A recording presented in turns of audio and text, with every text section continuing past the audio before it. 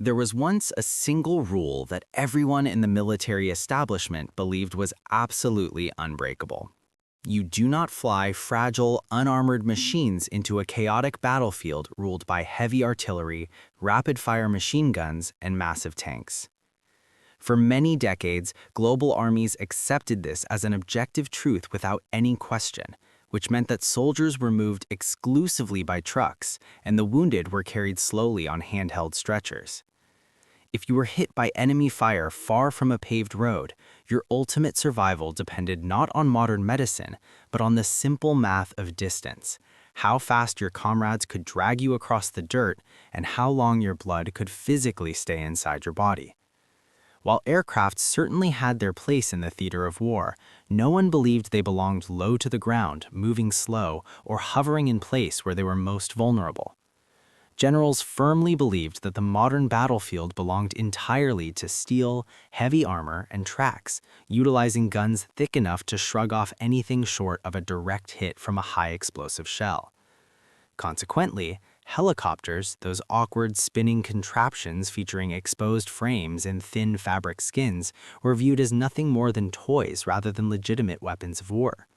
Observers openly laughed at them, commanders dismissed their utility during strategic planning, and enemy intelligence reports barely mentioned their presence at all because in 1950, no one believed a helicopter could survive for even 5 minutes over a modern battlefield.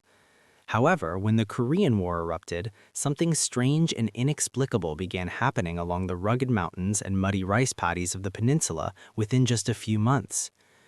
Wounded soldiers who should have certainly died from their injuries were reaching surgical hospitals alive, and frontline units that should have been pinned down by the terrain were suddenly exhibiting incredible mobility.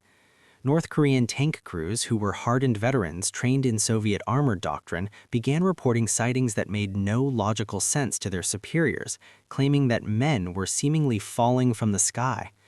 These were not paratroopers or the falling wreckage of downed aircraft, but rather nimble rescue machines that appeared from nowhere and vanished into the mist before anti-aircraft guns could even begin to track them. By 1951, one determined man would prove that the old rule of warfare was dead, and the nature of combat would never look the same again. In this story, you are Captain Joseph Stillwell Jr., a 33-year-old officer whose name carries an immense weight because your father is General Vinegar Joe Stillwell, one of the most famous and decorated American commanders of World War II. However, that powerful family legacy offers you no protection in the mountains of Korea, where reputation means nothing and only tangible results matter to the men on the ground. You serve in the Medical Service Corps, which means you're not part of the infantry or the armor divisions. Your job is rooted in medicine, and it is a task that is simple in theory but brutal in daily reality. Your mission is to keep wounded soldiers alive long enough to reach a mobile army surgical hospital, but in the environment of Korea, that task borders on the impossible. The terrain is merciless as mountains rise like vertical walls and roads vanish into thick mud, while winter temperatures can drop to a staggering -30 degrees Celsius and summer diseases spread faster than the bullets themselves. A soldier shot in the leg just 10 miles from a surgical unit might as well be 50 miles away because by World War II standards, survival depends entirely on the golden hour. 3 hours without surgery and shock sets in, 6 hours and the mortality rate explodes. In the jagged Korean mountains, evacuation by a bumpy jeep often takes anywhere from 12 to 24 hours, meaning men often bleed out while waiting for a ride that may never arrive. Stillwell sees this tragic pattern immediately and realizes that the war itself isn't killing the soldiers as much as the distance is, and then he notices something sitting idle on a dusty strip of ground near the perimeter. It is a small helicopter known as the Bell H-13 Sioux, a machine with 2 seats, a clear bubble canopy, no armor, no weapons, and barely enough power to lift its own weight off the ground. Most officers view this aircraft as a mere curiosity that might be useful for observation or artillery spotting, but Stillwell sees the potential for vertical speed, the ability to go straight up and straight down over ridges no truck can cross. He runs the numbers and realizes that since the helicopter cruises at roughly 90 miles per hour, it can reach a casualty in minutes instead of hours, despite the obvious problem that a single shot from the enemy could destroy it. There are no doors and no armor, meaning the wounded must be strapped to litters on the outside of the aircraft where they are exposed to the wind, the freezing cold, and potential enemy fire. Every established rule says this should never be attempted, but by late 1950, Stillwell faces an impossible equation: do nothing and the men will die with certainty, or fly the helicopter and hope they survive against the odds. As the rotor begins to spin up, the thin blades shudder violently as they bite into the cold, thin Korean air, and the engine emits a strained mechanical scream rather than a powerful roar. You climb aboard knowing the grim truth that if anything goes wrong during the flight, there is absolutely nowhere to hide because there is no fuselage, no armor plate, and no hope for an easy escape. The aircraft lifts gently and drifts toward the hills where a battalion is currently pinned down near the Han River by Chinese and North Korean forces holding the high ground. Mortar rounds fall every 40 seconds and small arms fire crackles across the valley as the radio squawks with news of 2 wounded men, one with an abdominal gunshot and another with a femoral artery bleed. With maybe 30 minutes of life remaining for these men, you crest the ridge at barely 100 feet, the helicopter vibrating violently as you descend faster and lower toward the frantic soldiers waving below. The sound of the engine is suddenly joined by the sharp crack, crack, crack of rifle fire, and while the crew chief shouts warnings, you can't hear him over the intense roar of the rotor wash. The wounded man is quickly lifted onto a litter and strapped outside the bubble canopy, fully exposed to the elements where his blood begins to freeze into dark crystals in the biting wind. As you pull the collective pitch, the helicopter groans under the weight, and for a terrifying moment, it refuses to climb before slowly rising as rounds snap past the canopy.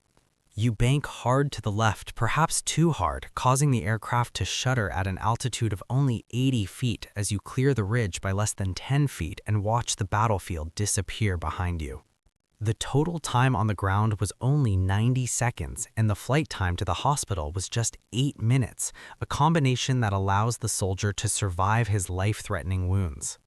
This success leads to another mission and then another until within weeks, helicopters are flying dozens of evacuations per day, and survival rates begin to skyrocket from 70% dying of their wounds to nearly 80% surviving.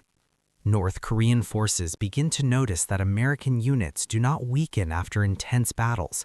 They recover because men who should be dead are returning to the front lines within days. Eventually, the helicopters start doing more than just evacuating the wounded. They begin directing precise artillery fire by hovering behind ridgelines and marking targets with smoke. By the time an enemy gunner can even track the target, the helicopter has already slipped behind the terrain, though this momentum nearly collapses in April 1951 during a massive Chinese offensive. Casualties overwhelm the field stations, and several helicopters are lost to small arms fire or crashes, causing the evacuation process to halt for one long, bloody night. However, at dawn, Stillwell orders the flights to resume because the math hasn't changed. If they fly, some may die, but if they don't, everyone on those stretchers certainly will. What the North Korean and Chinese commanders failed to understand at first was that the helicopter had changed the fundamental element of time rather than just providing a new piece of technology. The battlefield no longer had to obey the constraints of geography because mountains stopped being barriers and distance stopped being a lethal factor for the wounded. American commanders found they could fight more aggressively, knowing their men would not be abandoned, which caused morale to skyrocket as soldiers advanced farther with the knowledge that rescue was only minutes away. Enemy armor units suddenly found themselves facing American squads that refused to degrade in strength, as every engagement seemed to reset itself through rapid medical intervention and reinforcement. Military strategists took notice of these results, and within just 2 years, helicopters were being redesigned specifically for the rigors of war, with stronger engines, larger cabins, and door-mounted weapons. While the concept would eventually explode into the full air mobility seen in Vietnam, the initial fear and confusion began right here in Korea with the machines the enemy had once mocked. Captured documents later revealed a sense of disbelief among the opposition, who wondered how soldiers could return to combat so quickly and how casualties could be removed while under active fire. Captain Joseph Stillwell Jr. would ultimately survive the war, as would tens of thousands of men, farm boys from Iowa and factory workers from Detroit, who never should have made it home to their families. Many of these veterans would later recount that they remember the sound of the rescue first, not the sound of the explosions or the gunfire, but the steady, rhythmic chopping of rotor blades approaching through the smoke.